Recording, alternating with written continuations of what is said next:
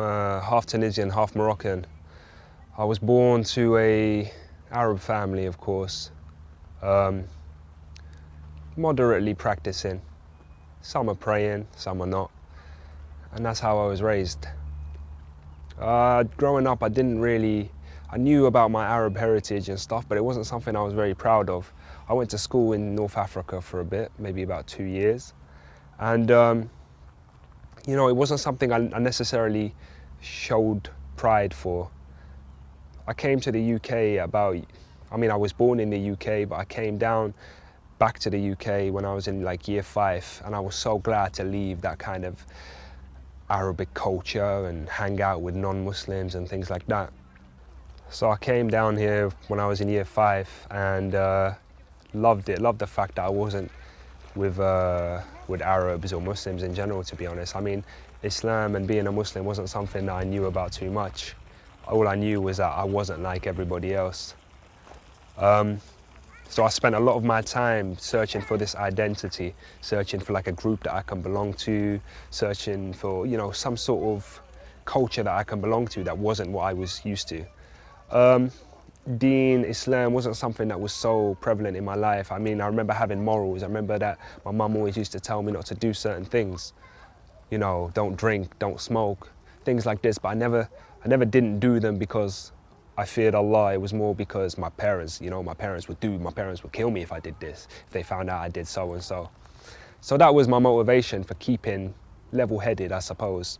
Anyway, I remember growing up, going to college, and college is like when things started to change. I mean, I started searching for groups, started searching for kind of like niches to belong to. I remember like I used to hang out with like the jocks, you'd call them, like people that used to go gym a lot. I used to hang out with the nerds at one point, people that used to play video games all the time. I used to hang out with rock and roll heads, like people who listened to heavy metal. Even me, I grew my hair to shoulder length. At one point, I was a lead singer of a rock band. And then that was like the last straw, to be honest. Like at that point, people that I was hanging out with were doing things that I wasn't proud of. Like they started smoking marijuana and they started drinking every weekend. And it wasn't something I could keep up with knowing my morals. I knew that this wasn't right. I can't hang out with these people. I can't continue to do this.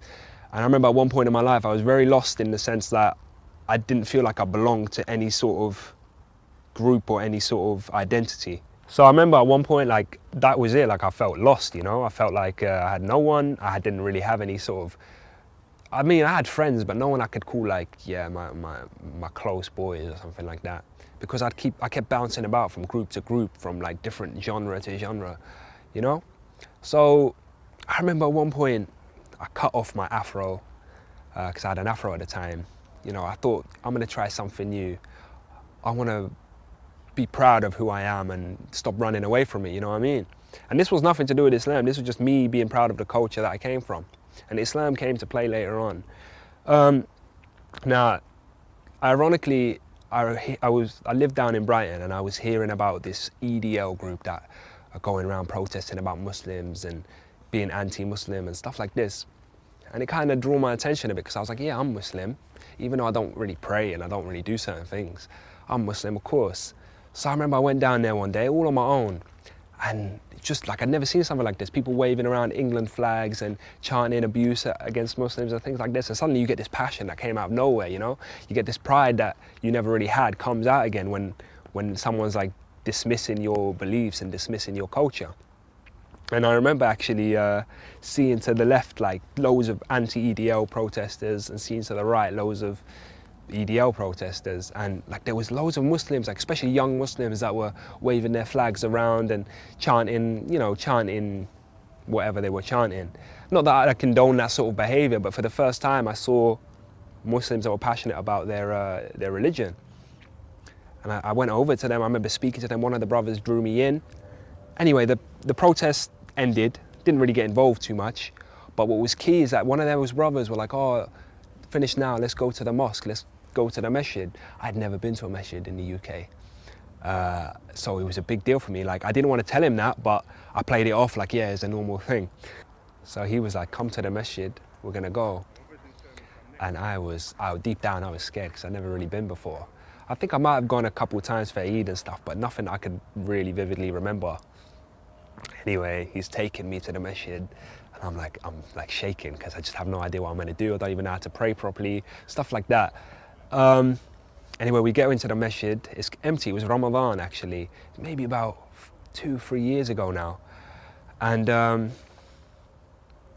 takes me in, we sit down, he's talking to me, asking me questions, and I'm just sitting there taking it all in. And for the first time, I felt like I belonged somewhere, you know, because these brothers that were around me were people who kind of lived the same life. They were born in the UK, but they had different backgrounds. They were all mixed nationalities. Definitely a type of people that I felt I was, but never found anyone else. Anyway, we get up to pray, and I'm literally just like looking at what they're doing and trying to follow along. And you know, alhamdulillah, that was my first kind of taste of the masjid and my first kind of taste of Islam. But it wasn't the time when I actually started practicing, I must admit. So for a good year, I was rolling with these Muslims, you know, and they weren't perfect. No one really is. And they weren't regular with their prayers. No one really was. But that's how we were. There was some more practicing, some less. I was just happy that I had some sort of identity to associate myself with, to affiliate myself with.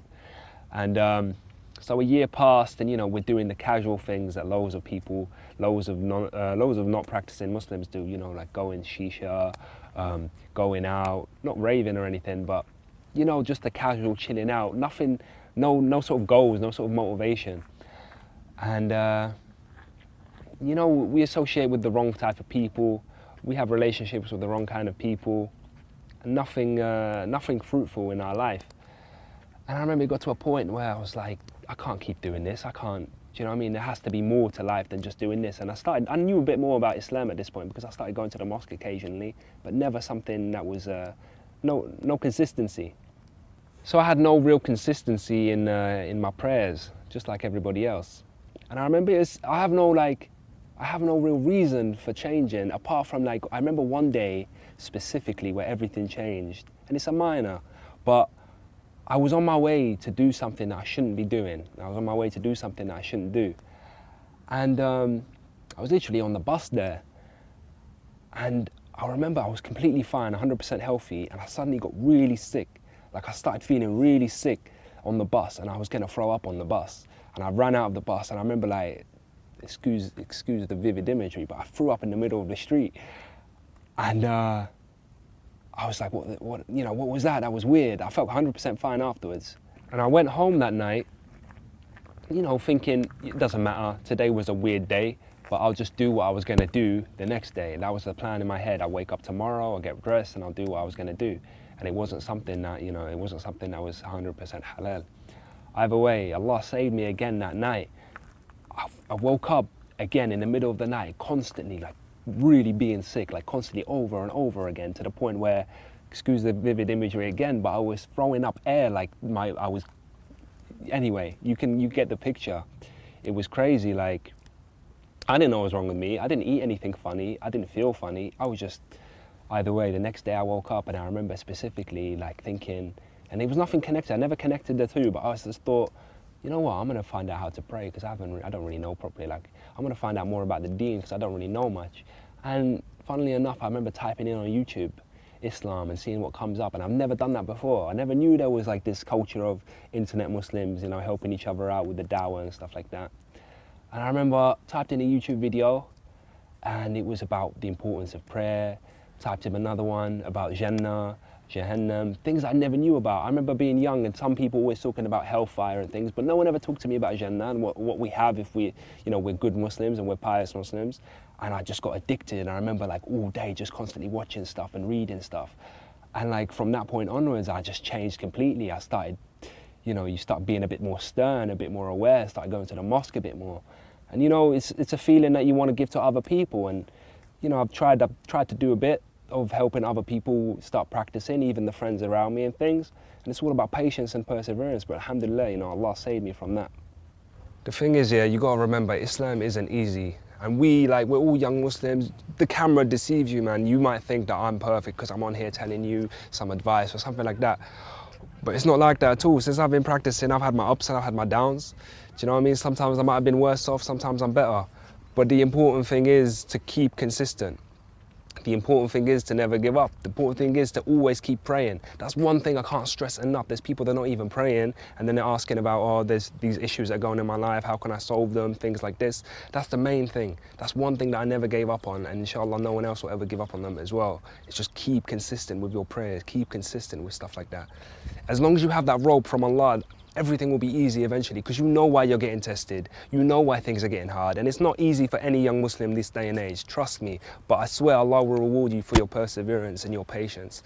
None of us are perfect. People will judge you. People will always judge you. People will always say, oh, you're doing this wrong, you're doing that wrong. It's not about that. It's about pleasing Allah. It's about doing your best you possibly can. And inshallah, may Allah make us all Ahlul Jannah. Allah make us all people of paradise. Assalamu alaikum wa rahmatullahi wa barakatuh.